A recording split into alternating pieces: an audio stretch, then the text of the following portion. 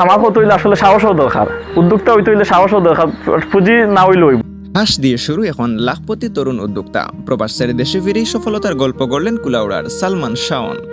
দীর্ঘ 6.5 বছর সৌদি আরবে প্রবাস জীবন কাটানোর পর দেশে ফিরে বাবার দেওয়া মাত্র 20,000 টাকা পুঁজি নিয়ে হাঁসের খামার শুরু করেন মৌলভীবাজার জেলার কুলাউড়া উপজেলার প্রীতিমপাশা ইউনিয়নের আমলি গ্রামের তরুণ সালমান আহমদ শাওন।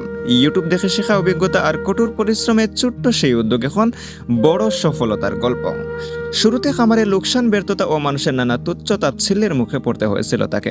অনেকেই বলছিলেন এই খামার টিকবে না, কিন্তু দমে জানে শাওন নিজের হাতে খামারের দেখভাল, দিনরাত পরিশ্রম এবং ধৈর্যের মাধ্যমে ধীরে ধীরে ঘুরে দাঁড়ান তিনি। মাত্র 2 বছরের ব্যবধানে তার ছোট্ট খামার এখন রূপ নিয়েছে বড় একটি উদ্যোক্তা প্রতিষ্ঠানে। বর্তমানে তার খামারে রয়েছে 7টি শেড, যেখানে মোট বিনিয়োগ দাঁড়িয়েছে প্রায় 30 থেকে 40 লাখ টাকা। শুধু নিজেরই ভাগ্য বদলাননি, স্থানীয়দের জন্য কর্মসংস্থানও তৈরি করেছেন এই তরুণ উদ্যোক্তা। তার খামারে বর্তমানে 5 থেকে 6 জন কর্মচারী কাজ করছেন। প্রতি মাসে তাদের বেতন বাবদ ব্যয় হয় প্রায় 1 লাখ টাকা। হাঁস দিয়ে যাত্রা শুরু হলেও তার খামারে রয়েছে টাইগার মুরগি, টার্কি, জাপানি কোয়েল, ইউরোপিয়ান কোয়েল, কিং কোয়েল সহ বিভিন্ন জাতের হাঁস, মুরগি ও পাখি। সালমান আহমদ শাওন জানান, প্রবাসী অন্যের অধীনে কাজ করেছি, এখন নিজের দেশে নিজের কাজ করছি এবং অন্যদের কাজের সুযোগ দিতে পেরেছি, এটাই সবচেয়ে বড় প্রাপ্তি। তিনি আরও জানান, খামারে নিজে সময় না দিলেও সফল হওয়া কঠিন। শুরুতে লোক দিয়ে কাজ করিয়েছি, ক্ষতির মুখে পড়েছিলাম, কিন্তু পরবর্তীতে নিজে মনোযোগ দেওয়ার পরই আসে আসল সফলতা। আমি সৌদি আরব থেকে যে টাকা পয়সা লই আসলাম সব বাঙ্গিয়া খাইলাইছি, অল্প দিয়ে শুরু করছে, মাত্র 20,000 টাকা দিয়ে শুরু করি। আলহামদুলিল্লাহ আমার খামারে এখন প্রায় 30 থেকে 40 লাখ টাকা আছে।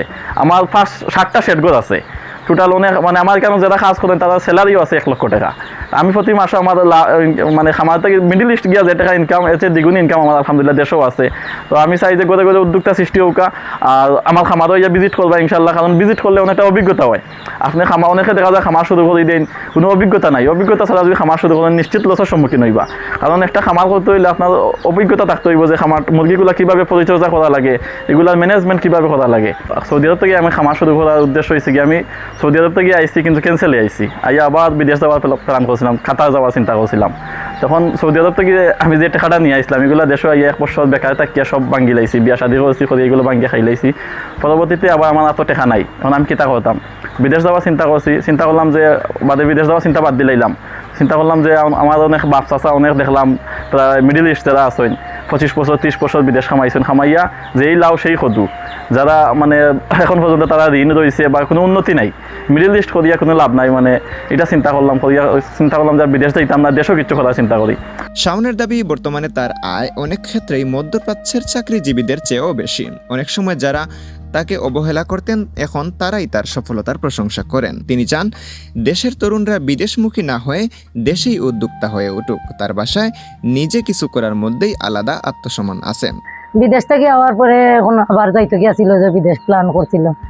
ও ভিডিও একটা দেখিয়া একটা শখের বশবর্তীতে হাঁসের একটা খামার করছিল ছোটখাটো। তারপরে দেখা যায় যে যথেষ্ট লাভবান হইতাছে। প্রবাস ফেরত এই তরুণের স্বপ্ন, সাহস ও পরিশ্রমের গল্প এখন কুলাউড়ার অনেক যুবকের কাছেই অনুপ্রেরণার নাম। রাহিন আহমদ নোবেল, সাতমা কণ্ঠ।